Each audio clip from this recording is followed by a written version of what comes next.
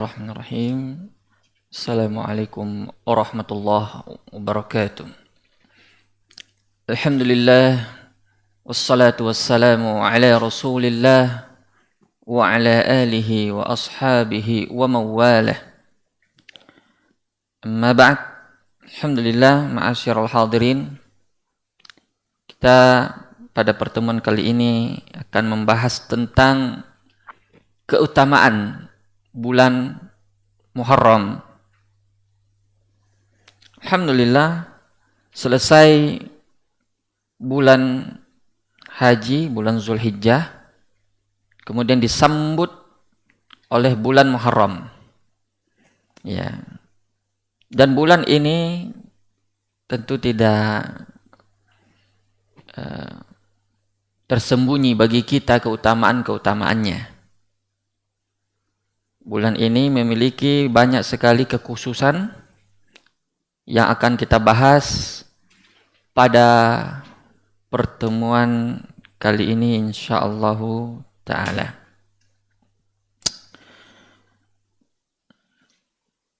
Hadirin yang dirahmati oleh Allah Subhanahu wa taala.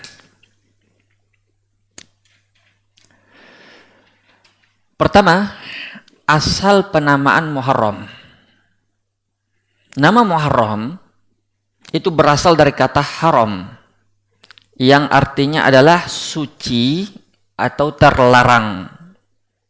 Dinamakan Muharram karena bulan ini termasuk salah satu bulan suci. Ya. Kemudian, apa saja keutamaan bulan Muharram ini? Keutamaan yang pertama adalah bulan Muharram termasuk 4 bulan suci. Allah berfirman dalam Al-Quran surat Taubah ayat 36, Inna iddatash syuhuri indallahi 12 syahran fi kitabillah yauma khalaqas samawati wal ard minha arba'atun hurum. Zalikad dinul qayyim fala tazlimu fihinna anfusakum. Sesungguhnya bilangan bulan di sisi Allah itu ada 12 bulan. Dalam ketetapan Allah di waktu Allah menciptakan langit dan bumi, dan di antaranya itu ada 4 bulan haram. Dan itulah ketetapan dari agama yang lurus, maka jangan engkau menzalimi dirimu pada bulan-bulan tersebut. Fala tazlimu fihinna, domir hinna pada ayat ini kembali kepada bulan-bulan haram sebagaimana disebutkan oleh para ulama. Maka sebenarnya kita dilarang menzalimi diri kita pada bulan apapun, pada hari apapun, pada waktu kapanpun. Hanya saja dikhususkan pada bulan-bulan haram ini menandakan bahwa kezaliman pada bulan ini lebih besar dosanya, lebih ditekankan keharamannya daripada bulan-bulan yang lainnya. Baik. Setelah Allah menyebutkan bahwa Allah menciptakan 12 bulan, lalu dikhususkan 4 bulan, yaitu bulan Muharram atau 3 bulan berturut-turut, yaitu Zulqa'dah, Zulhijjah, Muharram, dan Rajab. Nah, ini yang dimaksud dengan bulan haram yang 4. Ya, disebut bulan haram di sini karena bulan ini dimuliakan oleh masyarakat Arab sejak zaman jahiliyah. Ya, sejak zaman sebelum Islam datang sampai zaman Islam datang. Bulan ini dimuliakan. Bahkan orang Arab, orang Quraisy ya juga berpuasa pada bulan ini. Makanya Imam Az-Zuhri pernah berkata, "Kana al-muslimuna yu'azzimuna ashhurul hurum." Dulu para sahabat sangat mengagungkan dan menghormati Syahrul Hurum. Baik. Di sini juga perlu kita bahas sedikit tentang pelajaran atau faedah penting.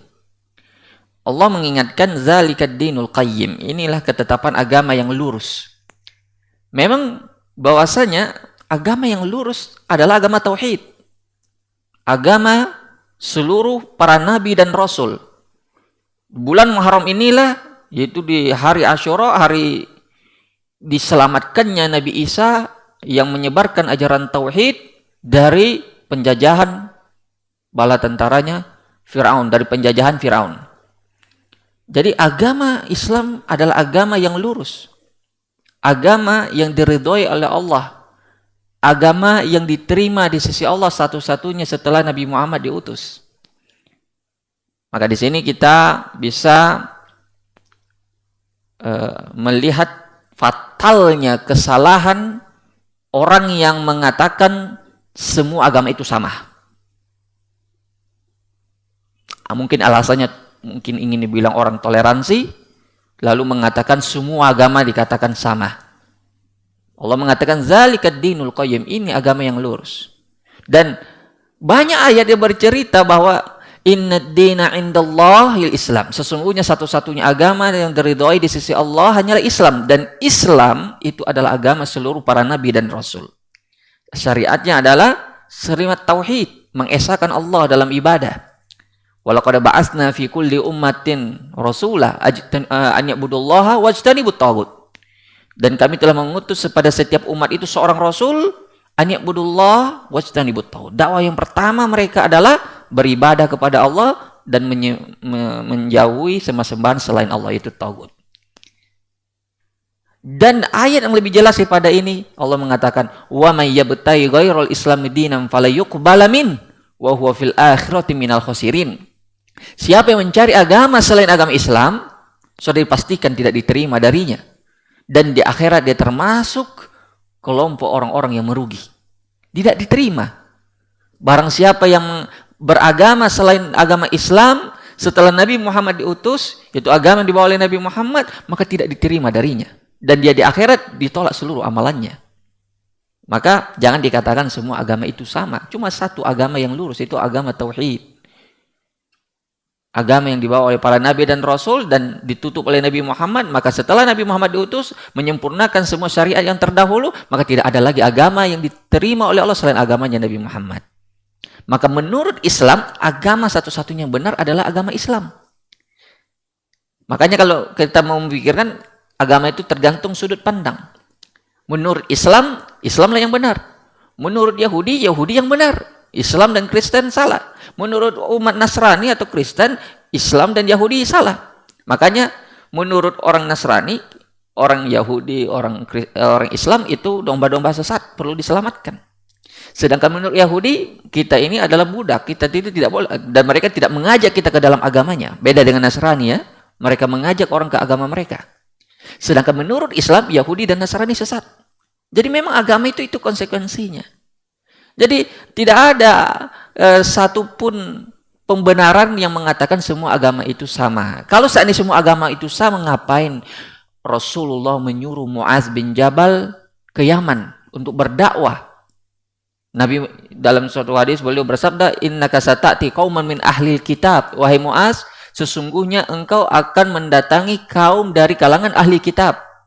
Falyakun awwalu ma tad'una ilai, maka pertama kali dakwah yang kamu mulai adalah syahadat la ilaha illallah wa anna muhammadar rasulullah, yaitu bersyahadat mereka la ilaha illallah muhammadar rasulullah. Fa inhum ata'u laka bidzalik, kalau mereka mau menerima itu syahadat, fa'alimhum anallaha faradalahum khamsa salawat fi yaumin wa lailah.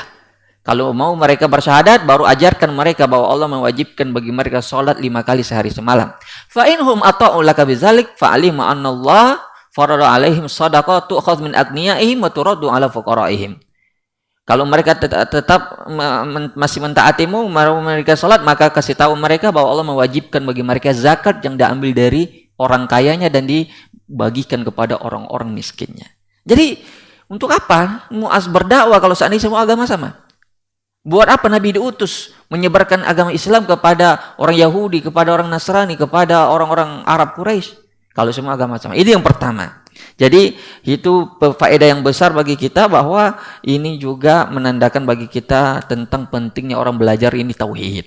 Kemudian di antara keutamaan bulan Muharram yang lainnya seperti disebutkan oleh para ulama adalah dia dinamakan Syahrullah, bulannya Allah. Ini tidak ada gelar pada bulan-bulan yang lainnya. Cuma bulan Muharram saja yang digelari dengan Syahrullah, yaitu bulannya Allah. Sebagaimana dari hadis Abu Hurairah, Rasulullah SAW bersabda, afdalus siyami ba'da Ramadan Syahrullahil Muharram, bahwa puasa yang paling afdal setelah bulan Ramadan adalah puasa di bulan Muharram, yaitu di bulannya Allah. Imam Nawawi menyebutkan di sini bahwa hadis ini menunjukkan bulan Muharram adalah bulan yang paling mulia dalam melaksanakan puasa sunnah. Ini jelas ya. Jadi bulan yang di dalamnya dianjurkan kita memperbanyak puasa sunnah itu bulan Muharram. Yang sebagian ulama berpendapat bahwa seluruh bulan Muharram kita berpuasa padanya, karena di sini mutlak. Tapi sebagian yang lain ya ada berpendapat bahwa yang zahir dari hadisnya Nabi tidak berpuasa selama sebulan full, kecuali di bulan Ramadan. Tapi wallahu alam yang lebih kuat yang kedua ini, tapi ini juga jelas bagi kita dalil bahwa kita dianjurkan untuk memperbanyak puasa di sini. Ya paling minimal kita jangan tinggalkanlah puasa Asyura yang akan datang nanti rincian dan penjelasannya, yaitu puasa di 10 Muharram. Itu paling minimal sekali sunnah yang kita amalkan pada bulan ini. Kemudian bulan ini juga sering dinamakan bulan Asham, yaitu bulan yang sunyi. Bulan yang sunyi. Kenapa dinamakan bulan sunyi? Karena bulan ini tidak boleh ada peperangan, tidak boleh ada konflik. Kita dilarang memulai peperangan pada bulan ini, saking agung dan mulianya bulan ini. Baik. Kemudian jamaah yang dirahmati oleh Allah, para pendengar yang berbahagia, ada satu hari pada bulan Muharram ini yang sangat dimuliakan oleh para umat beragama, bukan cuma umat Islam saja. Bahkan orang Arab pada masa jahiliyah dulu, orang Yahudi, orang Nasrani memuliakan hari ini. Hari apa itu? Yaitu hari Asyura. Orang Yahudi memuliakan hari ini karena hari Asyura itu merupakan hari kemenangannya Nabi Musa dari kejaran Fir'aun, dari penjajahnya Fir'aun. Sebagaimana hadis yang populer ya dari hadis Ibnu Abbas, lama qadima Rasulullah sallallahu alaihi wasallam lamma qadima Rasulullah sallallahu alaihi wasallam Madinah wajadahum yasumun. Tatkala Nabi sallallahu alaihi wasallam datang tiba di Madinah, Nabi mendapatkan orang-orang Yahudi sedang berpuasa. Yakni yaum Asyura, ya hari puasa ke-10 Muharram, yaitu puasa Asyura. Faqalu hadza yaumul azim. Nabi bertanya, hari apa ini? Mereka menjawab, ini adalah hari yang mulia, wa huwa yaumun najjallahu fihi Musa, yaitu hari di mana Allah menyelamatkan pada hari tersebut Nabi Musa alaihissalam. Wa aghraqa ala Fir'aun, dan Allah menenggelamkan keluarga Fir'aun. Fasama Musa syukran lillah. Lalu Musa pun berpuasa sebagai bentuk rasa syukur kepada Allah. Fasamahu wa amara bisiyamihi. Ana aula bi Musa minhum. Lalu Nabi berkata, saya lebih pantas terhadap Nabi Musa daripada mereka. Lalu Nabi pun berpuasa dan memerintahkan para sahabatnya berpuasa. Ini hari Asyura, hari bersejarah dalam seluruh umat beragama, termasuk umat Yahudi sekalipun. Nah, kemudian hadirin rahmati oleh Allah Subhanahu wa taala. Hari Asyura ini banyak juga, sebelum kita berbicara tentang tingkatan puasa di bulan Muharram atau di bulan puasa Asyura, tingkatan puasa Asyura, kita ingin menyebutkan beberapa hadis lemah, hadis dhaif seputar bulan Muharram. Dan itu banyak tersebar di masyarakat kita. Alhamdulillah masyarakat kita tuh memiliki semangat dalam beribadah, tapi sayang, ibadah tanpa ilmu itu ibaratnya amalan tanpa petunjuk. Seperti orang sholat, dia tidak mengikuti aturannya, maka tidak diterima oleh Allah Subhanahu wa taala, dan bahkan dia berdosa. Dan dosanya besar. Man kadzaba alayya muta'ammidan falyatabawwa maq'adahu minan nar. Siapa yang berdusta atas namaku, dalam riwayat baik sengaja maupun tidak sengaja, falyatabawwa maq'adahu minan nar, maka siapkanlah tempat tinggalnya di neraka. Ancaman dari Nabi. Karena berdusta atas nama Nabi tidak sama dengan berdusta dengan selainnya. Itu bagi pendustanya. Bagi yang mengamalkannya, kasihan juga. Dia mengamalkan suatu amalan tidak ada dasarnya. Jadi rugi. Baik, apa saja di antara hadis yang lemah seputar ini? Di antaranya kita kumpulkan beberapa hadis saja, walaupun banyak di sini. Hanya saja kita akan dalam waktu yang singkat ini kita sebutkan beberapa saja. Yang pertama hadis, siapa yang berpuasa 9 hari pertama di bulan Muharram, maka Allah akan bangunkan baginya kubah di udara yang memiliki 4 pintu, dan tiap pintunya itu jaraknya ya 1 mil. Imam Ibnu Jauzi mengatakan dalam kitabnya Al-Mawdu'at, kumpulan hadis-hadis palsu, hadis ini adalah hadis palsu. Jadi orang berpuasa saja, mau puasa 9 hari di awal Muharram, karena keumuman hadis tadi yang mengatakan wa afdal siyami ba'da Ramadan syahrul Muharram, puasa saja, tapi jangan meyakini keutamaan-keutamaan, jangan memotivasi orang dengan berbohong atas nama Nabi. Ada lagi hadis yang lain. Nabi bersabda, katanya, siapa yang berpuasa terakhir di bulan Zulhijjah dan di awal Muharram, berarti dia telah mengakhiri penghujung tahun dan mengawali tahun baru dengan puasa. Allah jadikan puasa itu sebagai penghapus dosanya selama 5 tahun. Hadis ini derajatnya palsu. Hadis maudhu, karena dalam sanad hadis ini ada 2 orang perawi pendusta. Jadi jangan membuat fadail amal atau keutamaan-keutamaan dalam beramal dengan berdusta atas nama Nabi. Hadis yang lain lagi, siapa yang berpuasa di bulan Muharram, maka dia akan mendapatkan pahala puasa 30 hari setiap harinya. Jadi 1 hari di bulan Muharram sama pahalanya dengan berpuasa 30 hari di hari yang lain. Ini juga hadisnya hadis yang dhaif. Disebutkan oleh Syekh Albani dalam silsilah al-hadis ad-dhaifah. Kemudian hadis yang lain, bulan yang paling mulia adalah bulan Muharram. Nah, ini juga ada juga hadisnya, tapi hadisnya lemah. Dan banyak, mungkin kita tidak akan sebutkan lagi semuanya, tapi intinya bahwa kaedah dalam masalah bulan Muharram ini disebutkan oleh Imam Ibnu Qayyim. Ini penting, ini kaedah kita dalam ilmu hadis. Kaedah-kaedah seperti ini sangat membantu kita, terutama dalam memahami hadis-hadis berkaitan dengan keutamaan. Ya, apa kata Ibnu Qayyim? Ibnu Qayyim rahimahullah mengatakan, hadis-hadis tentang bercela pada hari Asyura atau berhias, bersenang, ya, atau melapangkan nafkah pada keluarga, atau menyantuni anak yatim, atau keutamaan sholat hari ini dan hari itu, semuanya tidak ada satupun yang sahih kecuali 1 hadis yang berkaitan dengan puasa saja. Artinya hadis yang berkaitan dengan puasa di bulan Muharram itu saja yang sahih. Adapun selain daripada itu tidak ada satupun yang sahih. Itu kaedahnya.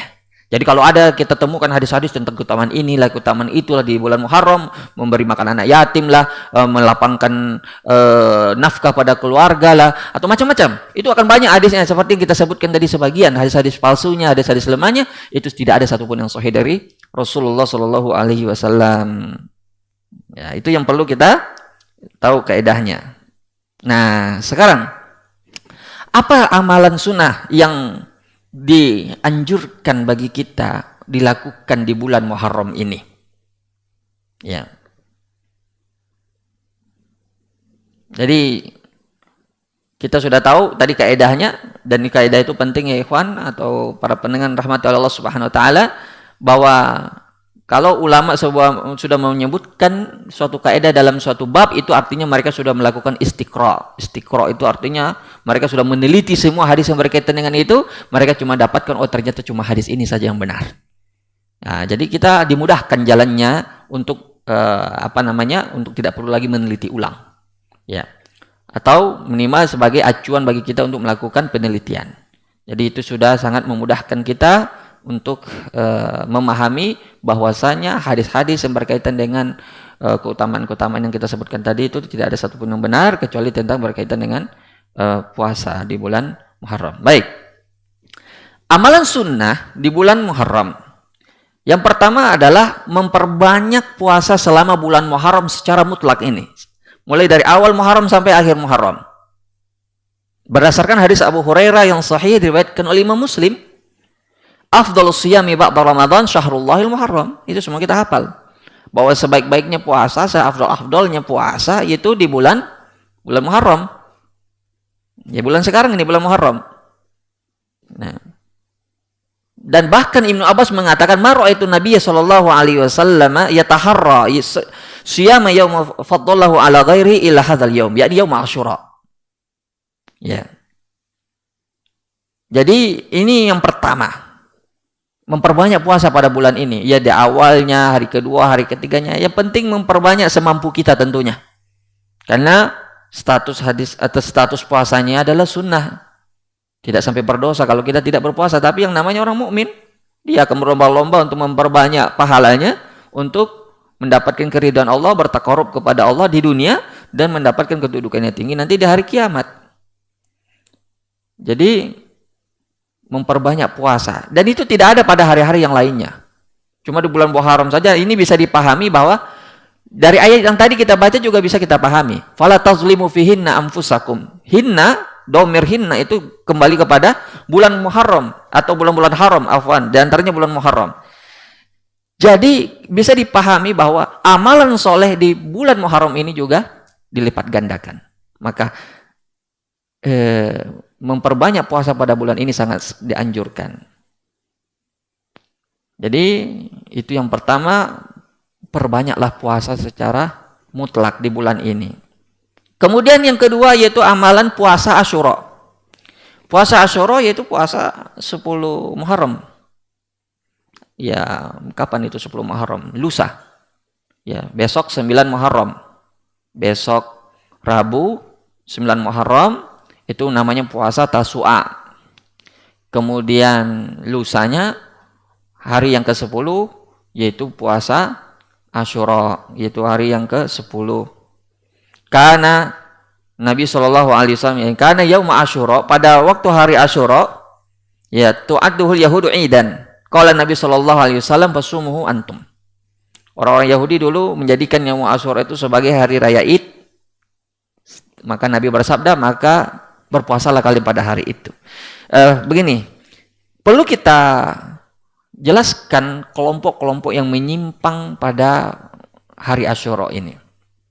Ada kelompok penyimpang ekstrim kiri, ekstrim kanan, dan yang di tengah-tengah cuma ahlus sunnah wal jamaah al-wasatiyah. Ada kelompok yang bergembira, bersuka cita pada hari Asyura ini dengan alasan-alasannya mereka. Itu ekstrim kiri. Atau terserah mau dinamakan ekstrim kanan juga tidak masalah. Ekstrim yang lainnya itu ada kelompok yang menjadikan bulan ini bulan duka cita, bulan meratap, bulan bersedih. Nah, kita bahas siapa mereka. Kelompok ekstrim ini yang menjadikan ini bulan sukacita, bulan untuk bergembira, di antaranya Yahudi. Tapi ingat, bukankah Yahudi pernah menyamar, yaitu namanya Abdullah bin Saba, yang pura-pura masuk Islam untuk merusak Islam, lalu memberontak kepada Utsman dan sampai terbunuhnya Utsman. Inilah cikal bakal kelompok apa? Khawarij. Kelompok Khawarij. Kelompok Khawarij yang memberontak kepada Utsman bin Affan atas provokasinya seorang Yahudi yang bernama Abdullah bin Saba. Dan ini juga terjadi pada kelompok Khawarij berikutnya, bahwa mereka menjadikan hari Asyura sebagai hari sukacita karena mereka bersukacita atas meninggalnya Husain pada hari Karbala. Karena kelompok Khawarij itu lawan dari kelompok Syiah. Kalau kelompok Syiah katanya mereka mengklaim diri pecinta Ahli Bait, kalau kelompok Nasabiyah atau kelompok Khawarij ini ada kelompok pembencinya keluarga Ali dan keturunannya. Karena mereka waktu perang di Nahrawan, ya, di perang di tempat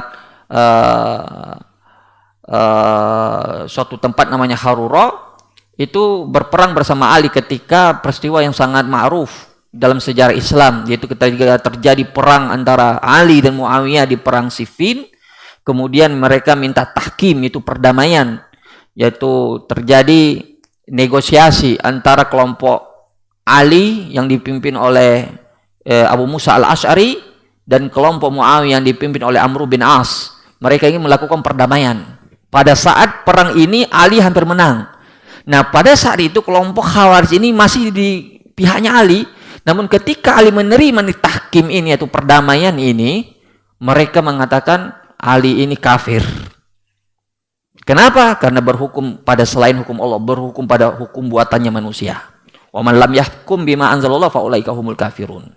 Dikafirkanlah Ali oleh mereka dan mereka membuat kelompok tersendiri sampai keturunannya, sampai mereka membuat kekuatan sendiri, sampai mereka berperang dengan Ali, kemudian mereka juga sampai kepada keturunan-keturunan Ali. Makanya yang mewakili pada zaman Abdul Malik bin Marwan siapa itu? Yaitu Hajjaj bin Yusuf As-Saqafi. Itu sangat benci pada keluarganya Ahlul Bait. Nah, ini kelompok ekstrim ini yang sangat senang di hari Asyura itu atas meninggalnya Husain bin Ali.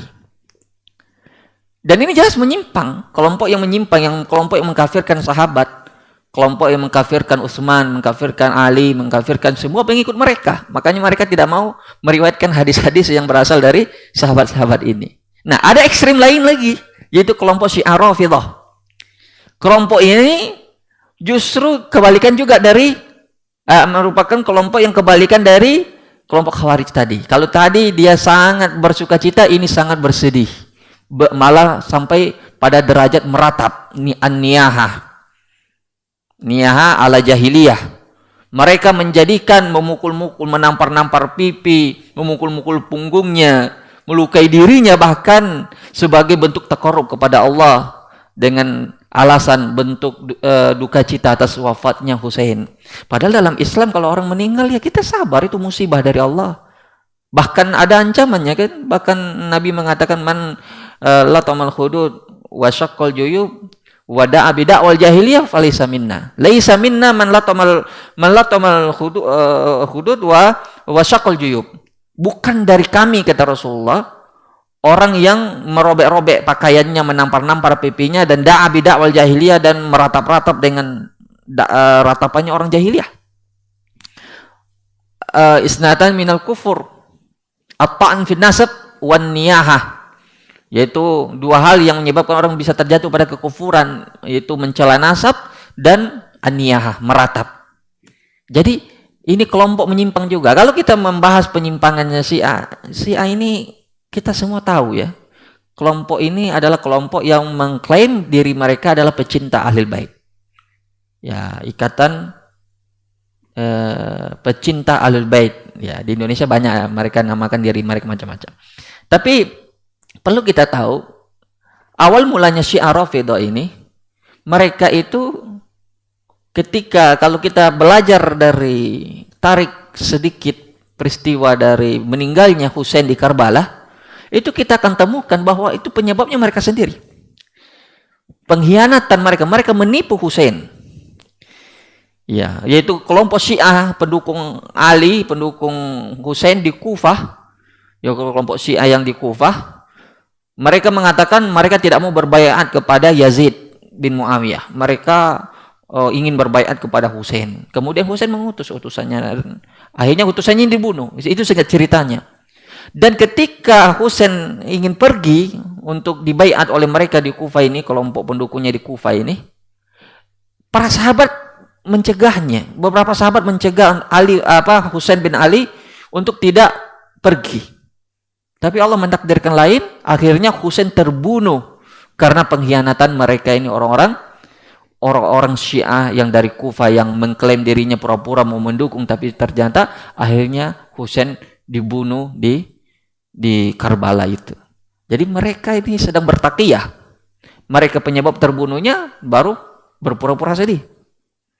Nah, itu agama kan, siapa yang tidak bertakiyah maka belum dianggap bagi mereka itu beragama. Apa itu takiyah? Takiyah itu artinya berdusta, berpura-pura. Takiyah itu agamanya orang munafikun. Makanya kita lihat orang-orang Syiah, kita heran kenapa mereka sambil pukul-pukul punggung mereka sampai berdarah-darah, sampai mereka bertakarub dengan mencela para sahabat, mengkafirkan Abu Bakar, mengkafirkan Umar, Aisyah, dan sahabat yang lainnya. Hanya dihitung jari bagi mereka sahabat yang tidak kafir. Itu pun sahabat yang mungkin masih ada fanatik kesukuannya, seperti Salman Al-Farisi karena berasal dari Persia, tidak dikafirkan oleh mereka. Dan ada beberapa sahabat yang lain. Jadi Syiah itu kalau dilihat ajaran memang sangat jauh menyelenceng dari Islam. Kalau kita lihat ekstrim yang ini, mereka justru bersedih, itu juga jauh sekali dari ajaran Islam. Maka al-wasatiyah itu hanya ada pada umatnya Nabi Muhammad, ajarannya Nabi Muhammad, yaitu wa kadzalika ja'alnakum ummatan wasatan litakunu syuhada'a 'alan nas. Begitulah kami jadikan kalian itu semua sebagai umat wasat. Al-wasatiyah itu artinya pertengahan. Tidak ekstrim kiri, tidak ekstrim kanan, pertengahan. I'tidal. Jadi ajaran yang diajarkan pada hari Asyura, yang diajarkan oleh baginda Rasulullah apa? Berpuasa. Itu ajaran al-wasatiyah. Ajaran pertengahan yang jauh dari ajaran ekstrimnya Khawarij dan ekstrimnya Syiah. Baik. Jadi itu tentang Yaum Asyura yang seringkali menjadi momen hari duka citanya sedunia oleh kelompok Syiah ya. Dan kita umat Islam tentu sudah cerdas dalam memahaminya dan harus lebih bijak lagi dalam menyikapi mereka, karena pada hakikatnya seseorang kalau sudah masuk syubhat ke dalam hatinya, susah untuk dia keluar dari syubhat tersebut kecuali dengan hidayah Allah. Maka bagaimana caranya kita mengajak orang kepada yang benar, kepada yang wasatiyah ini, kepada yang pertengahan ini? Kita ajak mereka dengan hikmah tentunya. Dan di antara ajakan dengan hikmah yaitu dengan hujjah, dengan ilmu, dengan dalil, dengan burhan. Itulah yang diajarkan oleh Rasulullah SAW kepada kita, yaitu berpuasa, menjadikan ini bulan-bulan yang dihormati, tidak menzalimi diri pada bulan ini, dan banyak bertobat pada bulan ini. Inilah yang diajarkan pada terutama pada hari Asyura ini. Kemudian berikutnya hari Tasu'a, yaitu hari yang ke-9 bulan Muharram. Ini hadis sebenarnya tentang hukum berpuasa sehari sebelum puasa Asyura 10 Muharram. Apa hukumnya? Karena Nabi sendiri tidak mengamalkannya. Apakah kita boleh juga mengamalkannya? Ini yang perlu kita tahu, bahwasanya Nabi tidak mengamalkannya itu ada uzur. Nabi ketika Fathul Makkah beliau mengatakan, fa idza kana amul muqbil, kan sahabat pernah berkata kepada Nabi, ya Rasulullah, itu hari Asyura ahli kitab juga berpuasa. Lah Rasulullah mengatakan, kalau gitu kita selisihi. Makanya beliau bersabda, idza kana amul muqbil, apabila nanti tahun depan insyaallah sumna yaumat tasi', maka kita insyaallah akan berpuasa pada hari yang ke-9-nya. Tahu-tahu tahun depannya beliau sudah meninggal. Tapi beliau sudah berazam, andai kata sampai insya Allah berpuasa. Maka hadis itu tidak hanya hadis apa? Fi'liyah. Bukan cuma perbuatannya Nabi. Ini banyak orang yang apalagi ahli syubhat zaman sekarang selalu mengatakan, itu Nabi tidak pernah katanya sholat tahiyatul masjid. Mana dalilnya Nabi mengamalkan? Itu hadis itu bukan cuma hadis fi'liyah. Hadis itu ada hadis qauliyah, yaitu hadis yang diucapkan oleh Nabi walaupun Nabi tidak mengamalkannya. Seperti hadis kunut witir. Hadis kunut witir Nabi mengajarkannya kepada cucunya Hasan. Pernahkah Nabi kita dengar mengamalkan kunut witir? Yang ada hadis yang kunut witir itu kunut doa yang diajarkan kepada Hasan. Itu hadis qauliyah namanya. Jadi hadis itu disyariatkan untuk diamalkan. Makanya beliau mengatakan fa iza kana amul muqbil sumna insyaallah yaumut tasi'. Apabila nanti kalau panjang umur tahun depan insya Allah kita berpuasa pada hari ke-9. Nah, maka untuk apa ini puasa hari ke-9? Menyelisih kaum Yahudi. Nabi memang selalu datang dengan syariat menyelisih ahli kitab. Kalau dilihat ahli kitab misalnya mencukur jenggot, beliau menyuruh umatnya untuk memelihara jenggot. Untuk apa? Khaliful majus, khaliful yahud, khalifun nasara, ahful liha. Itu bentuk syariat Islam ini pada umumnya banyak di antara ajaran Islam ini menyelisih ahlul kitab.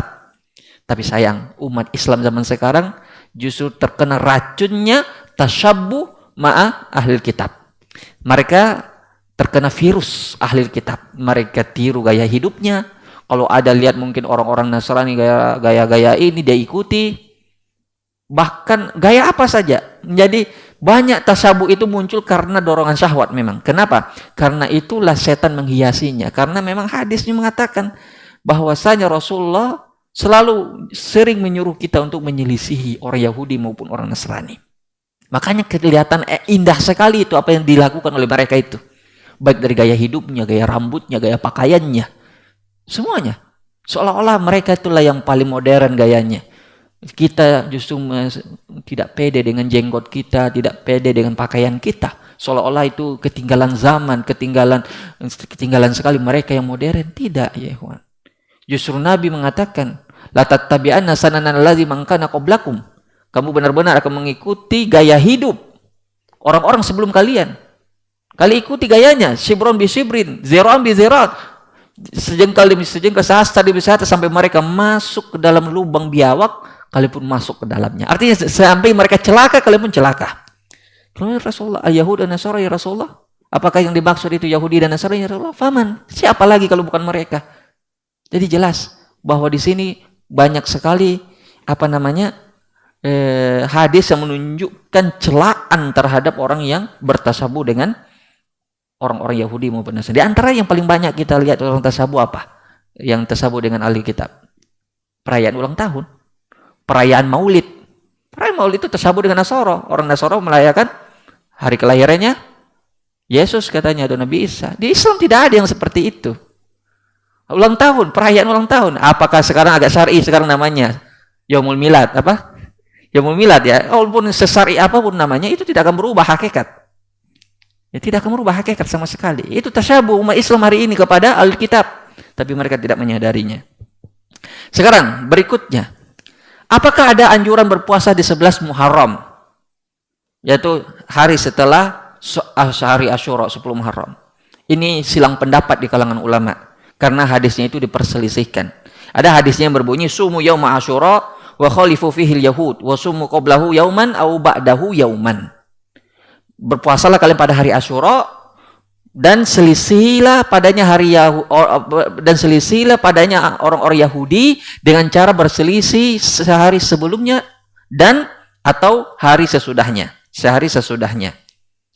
Hadis ini dihasankan oleh Syekh Ahmad Syakir ya. Hadis ini dikuatkan oleh hadis lain, yaitu diriwayatkan oleh Imam Al-Baihaqi dalam Sunan Al-Kubra, sumu qablahu yauman wa ba'dahu yauman. Berpuasalah pada sehari setelah Yaum Asyura dan sehari sesudahnya. Ini dalam Sunan Al-Kubra Imam Al-Baihaqi, dikuatkan oleh tentu ini hadis diperbincangkan oleh para ahli hadis. Bahkan Al-Hafiz Ibnu Hajar Al-Asqalani beliau mengatakan status hadis ini diriwayatkan oleh Ahmad dan Baihaqi dengan sanad yang lemah, sanad yang dhaif. Karena ada perawi di situ adalah yang namanya Muhammad bin Abi Layla dan statusnya ini Muhammad bin Abi Layla itu lemah. Maka hadisnya lemah, tapi dia tidak bersendirian dalam hadis ini. Dia memiliki jalur penguat ya dari Saleh bin Abi Saleh sehingga dia menjadi hasan li ghairihi. Nah, jadi istilahnya bahwa ini hadis memiliki beberapa jalur penguat, ya. Tapi ada ulama lain berpendapat bahwa puasa 11 Muharram itu tidak disyariatkan karena hadisnya apa tadi? Lemah, seperti yang disebutkan oleh Syekh Albani dan Syekh Shu'aib Al-Arnaud. Itu mereka mendhaifkan hadis ini dan tidak disyariatkan untuk berpuasa di 11 Muharram ini. Ya. Tapi kita katakan bahwa ada pendapat lain. Kita katakan kan kalaupun hadis ini jadi mal khilaf bainal ulama, jadi perbedaan pendapat kalau ulama ada yang mengatakan dhaif, ada yang mengatakan hasan. Kita katakan bahwa katakanlah kita tidak berdalil dengan hadis ini. Ada keumuman hadis tentang bolehnya orang berpuasa di 11 Muharram. Jadi jangan bilang jangan berpuasa di 11 Muharram. Jangan juga dilarang. Kenapa? Karena Nabi bersabda wa afdhalus shaumi ba'da Ramadan syahrullah Muharram. Jadi itu mutlak. Itu kan tanggal 11 kan juga bagian dari bulan Muharram. Itu yang pertama. Makanya Imam Ibnu Qayyim memiliki susunan yang bagus dalam pembagian puasa Asyura ini. Bukan ini puasa Muharram ya, puasa Asyura. Beliau membagi tingkatan puasa Asyura itu ada 3 tingkatan. Tingkatan pertama dan tingkatan ini adalah tingkatan yang paling sempurna, yaitu puasa 3 hari berturut-turut. Yaitu sehari sebelumnya Asyura, yaitu puasa Tasu'a hari ke-9, dan puasa Asyura dan puasa hari ke-11-nya. 3 hari berturut-turut. Berarti kalau kita ini besok, lusa, hari Kamis, kemudian hari Jumat. Jadi Rabu, Kamis, Jumat. 9, 10, 11. Itu yang paling afdol menurut Ibnu Qayyim. Tingkatannya, puasa Asyura. Karena itu lebih sempurna penyelisihannya terhadap Yahudi. Ada tingkatan yang kedua, yaitu puasa ke-9 dan ke-10 Muharram saja. Ini berdasarkan banyak hadis. 9 yang sudah kita sebutkan dari sebagiannya. 9 dan 10-nya saja. 11 tidak masuk berdasarkan menurut pendapat mereka hadis ini lemah. Dan yang ketiga tingkatan yang paling rendah, yaitu hari ke-10-nya saja. Yaitu hari Asyura, 10 Muharram. Walaupun ada ulama yang memakruhkan ya. Alasannya karena dianggap tasyabuh dengan Yahudi. Tapi kita jawab, tidak bisa juga dikatakan ini bentuk tasyabuh karena pertama Nabi melakukannya. Karena kita aula bi Musa minhum. Kita lebih berhak untuk berwala kepada Musa daripada orang-orang Yahudi. Ya. Dan di sisi lain juga Nabi mengamalkannya. Jadi tidak dianggap itu sebagai bentuk tasyabuh.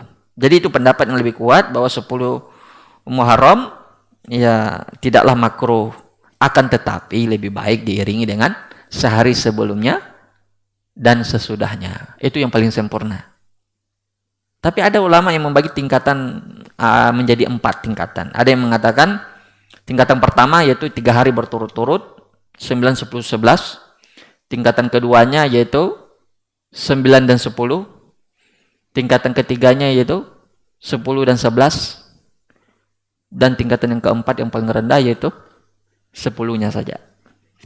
Tapi ya sama saja ijtihadiyah, ya masalah yang lapang orang di sini. Intinya bahwa sebisa mungkin kita manfaatkan bulan Muharram ini dengan perbanyak berpuasa.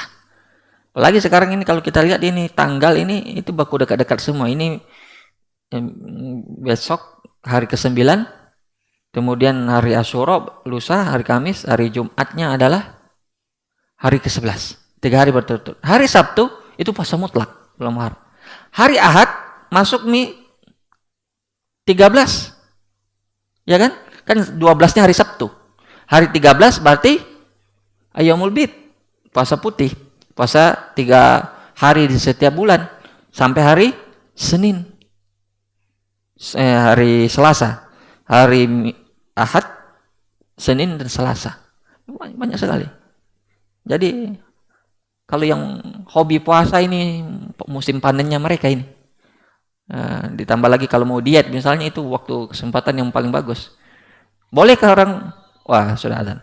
Bolehkah orang, ya saya tertarik membahas masalah ini. Bolehkah orang berpuasa tapi sekaligus niatnya diet? Ini ada rincian. Kalau orang niatnya diet itu sudah dipastikan, disepakati oleh seluruh ulama, jelas dia tidak dapatkan pahala puasa. Kalau dia walaupun dia menahan dari terbit fajar sampai terbenam matahari tapi niatnya diet, itu tidak dapatkan pahala puasa. Tapi kalau dia nyambi, dia puasa tapi sekaligus niatnya diet, boleh? Jawabannya boleh. Seperti orang jihad ingin dapat harta ghanimah. Kalau dia jadikan itu niat bukan niat asal, maka boleh. Dia berjihad dapat ghanimah, alhamdulillah. Tidak dapat, dia tidak menyebabkan niatnya berkurang, niat ikhlasnya berkurang. Itu yang dimaksud. Baik. Terakhir pembahasan kita pada ini karena sudah habis waktunya. Bid'ah di bulan Muharram. Allah berfirman kan tadi, wala tazlimu fihinna anfusakum. Jangan kalian menzalimi diri kalian pada bulan ini. Tentu pada bulan yang lain dilarang menzalimi diri, tapi pada bulan ini lebih ditekankan. Zalim pada diri itu baik berupa syirik, baik berupa bid'ah maupun berupa maksiat. Syirik jelas pada bulan ini banyak dilakukan oleh orang, yaitu berupa tiaroh. Jadi yang pertama itu syirik pada bulan Muharram, yaitu beranggapan sial pada bulan Muharram ini. At-tiaroh namanya. Nabi SAW bersabda, at-tiaroh syirkun. Bahwa menganggap sial terhadap sesuatu itu adalah bagian dari kesyirikan. Makanya orang Jawa menamakan bulan Muharram ini dengan bulan Syuro. Mungkin ambil dari kalimat Asyuro, disingkat dengan Syuro. Mereka menganggap keyakinan lama, ya, menganggap bahwa di sini bulan sial, jadi tidak boleh menikah pada bulan ini. Nanti kualat, nanti celaka. Nah, kalau ada kegiatan dibatalkan. Ya, jadi ada keyakinan-keyakinan sialnya bulan Muharram ini, dan itu adalah keyakinan masyarakat jahiliyah zaman dahulu. Dinamakan at-tiyarah. Itu syirik. Nabi SAW bersabda, at-tiyaroh syirkun, at-tiyaroh syirkun, at-tiyaroh syirkun. 3 kali beliau mengulang bahwa tiyaroh itu adalah kesyirikan sebanyak 3 kali. Dan Nabi juga bersabda, barang siapa yang membatalkan agendanya karena tiyaroh, karena beranggap sial, faqad asyrak, maka dia telah terjatuh kepada kesyirikan. Jadi mestinya dia mau kawin, tapi dia batalkan acaranya karena kawinnya bulan Muharram itu nanti takut sial, maka dia telah jatuh kepada kesyirikan. Maka yang solusi dilakukan, tetap jalankan dan bertawakal kepada Allah. Itu pentingnya orang belajar tauhid. Kemudian bid'ah yang berikutnya yang dilakukan oleh orang Syiah, yaitu yang kita sebutkan tadi, yaitu bersedih di bulan Muharram, menampakkan kesedihan di bulan Muharram, bahkan sampai menyakiti dirinya. Jadi mereka memperingati hari kematiannya siapa? Husain bin Ali, peristiwa Karbala. Dan yang berikutnya bid'ah yang dilakukan oleh orang adalah bergembira, yaitu dilakukan kelompok Khawarij yang sudah kita jelaskan juga tadi. Sebagian juga orang menyantuni anak yatim, mengkhususkan hari Asyura sebagai hari untuk memberi makan anak yatim. Ini juga bermasalah. Ini hadisnya tidak ada satupun yang sahih dari Nabi SAW tentang kekhususan hari Asyura untuk menyantuni anak yatim. Makanya ini beberapa bid'ah yang sudah kita sebutkan tadi, beberapanya sebenarnya banyak sekali ya kalau mau dibahas bid'ah di bulan Muharram ini satu persatu, karena waktu kita sudah habis. Ya, kita tidak bahas secara rincinya, tapi paling tidak itu sering kita temukan ya di masyarakat kita bid'ah-bid'ah di hari Asyura, terutama seperti sholat, zikir-zikir khusus, ada namanya sholat Asyura, itu ada dilakukan orang, dan itu tidak ada satupun dalil yang sahih dari Rasulullah. Kemudian mereka mengkhususkan mandi, bercela, berhias dan seterusnya pada hari Asyura. Kemudian mereka membuat makanan seperti makanan yang tidak seperti biasa. Ini kebiasaan orang Syiah. Ini kebiasaannya orang Syiah. Misalnya membakar kemenyan juga di kebiasaan sebagian masyarakat. Kemudian juga memberi uang belanja pada keluarganya dengan jumlah yang tidak seperti biasanya, yang lebih banyak. Ini adalah hal-hal yang sebenarnya baik secara zahirnya. Tidak apa-apa kita mau menambah belanja kepada keluarga kita, tapi jangan jadikan itu dasarnya adalah hadis-hadis yang lemah, karena sekali lagi kita tidak boleh berdusta atas nama Nabi walaupun kita katakan niat kita itu baik. Ya, tidak ada niat baik yang dibenarkan kecuali dengan cara yang baik. Makanya dalam Islam itu seperti yang dikatakan oleh Syekh Albani, al-ghayatu la tubarrir wasail. Ini faedah yang sangat mulia sekali. Al-ghayah la tubarrir wasail. Artinya bahwa tujuan itu tidak boleh orang menghalalkan segala cara. Jangan dengan niat baik, alasannya baik, memotivasi orang berbuat baik, membuat orang rajin ke masjid, membuat orang rajin sholat, rajin bersedekah, terus memberinya mereka dengan hadis-hadis palsu. Niatnya baik memang, tapi caranya itu membuat mereka diancam dengan hadis Nabi, yaitu falyatabawwa maq'adahu minan nar, maka siapkan tempat duduknya di neraka. Maka itu yang perlu kita perhatikan ya, di antara keutamaan-keutamaan ini. Mudah-mudahan kita diberi kekuatan oleh Allah dan taufiknya untuk melaksanakan ketaatan-ketaatan, terutama berpuasa, memperbanyak puasa pada bulan ini, terutama puasa Asyura, dan kemudian kita memperbanyak taubat pada bulan ini. Wallahu taala alam. Subhanallahi wa bihamdihi, asyhadu an la ilaha illa anta, astaghfiruka wa atubu ilaik. Assalamualaikum warahmatullahi wabarakatuh.